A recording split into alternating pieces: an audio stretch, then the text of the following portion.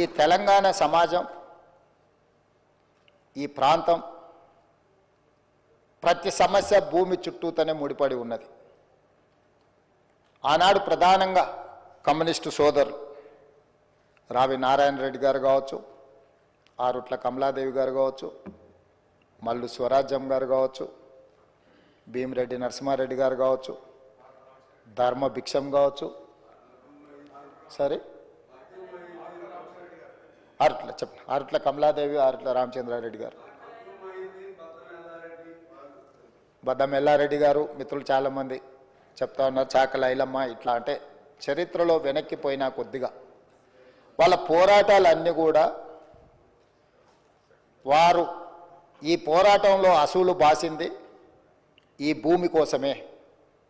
ఈ భూమిని ఆత్మగౌరవంగా, ఈ భూమిని హక్కుగా, ఈ భూమి వాళ్ళ జీవించే హక్కు, వాళ్ళకు ఆత్మగౌరవాన్ని తెచ్చిపెట్టేది.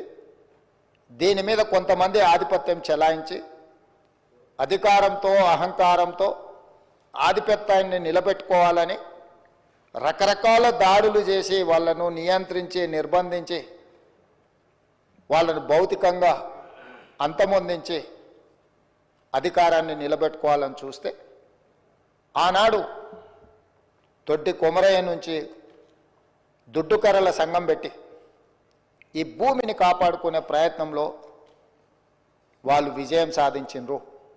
వాళ్ళు అమరులు అయిండొచ్చు కాక, కానీ తెలంగాణ సమాజంలో ఉన్న భూమే తమ హక్కు, ఆత్మగౌరవాన్ని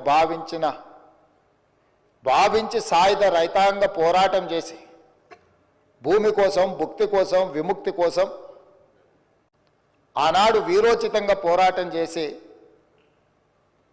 ఆనాడు చెరబట్టిన రాజుల నుంచి ప్రాంతానికి విముక్తి కలిగించారు. ఆ తర్వాత ఎప్పుడు ఏ ఉద్యమం వచ్చినా, అది కమ్యూనిస్టు ఉద్యమాలు కావచ్చు, నక్సల్బరీ ఉద్యమాలు కావచ్చు, దళిత గిరిజన సంఘాలు, తుడుం దెబ్బలు, ఆదివాసీ సంఘాలు కావచ్చు, వీళ్ళందరి పోరాటాలు భూమి చుట్టూతోనే పరిభ్రమించినాయి. ఈ భూమి కోసమే వాళ్ళు సర్వం ఒడ్డి ఈ భూమిని రక్షించుకునే పనిలో పోరాటాలు చేసిండ్రు.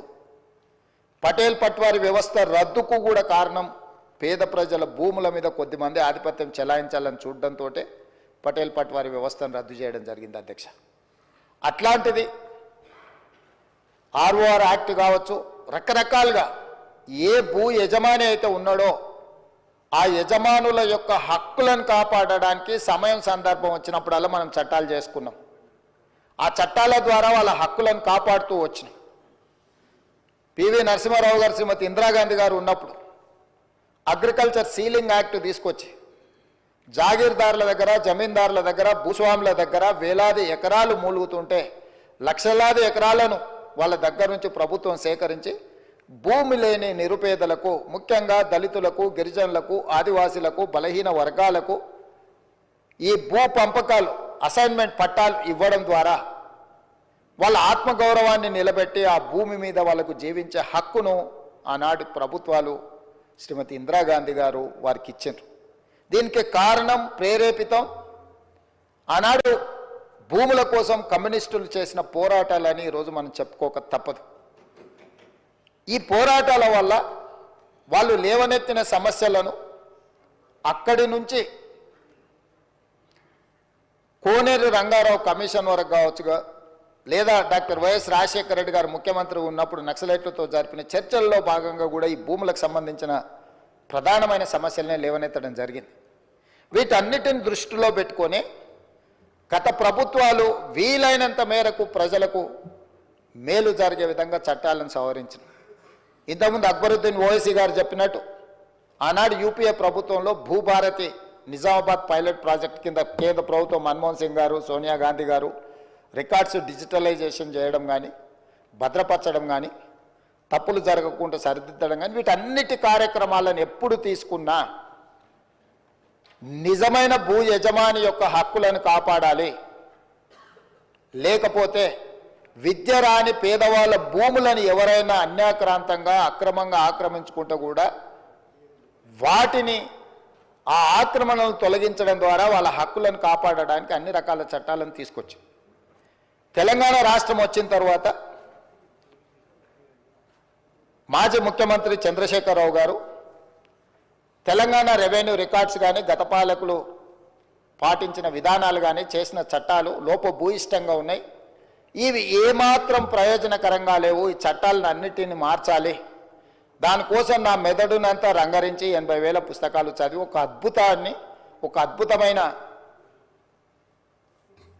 సాంకేతిక నైపుణ్యాన్ని ఆవిష్కరిస్తున్న దాని పేరే ధరణి అని చెప్పి చంద్రశేఖరరావు గారు మనకి ఇదే సభలో చెప్పిండ్రు, వివిధ వేదికల మీద కూడా చెప్పిండ్రు అధ్యక్ష.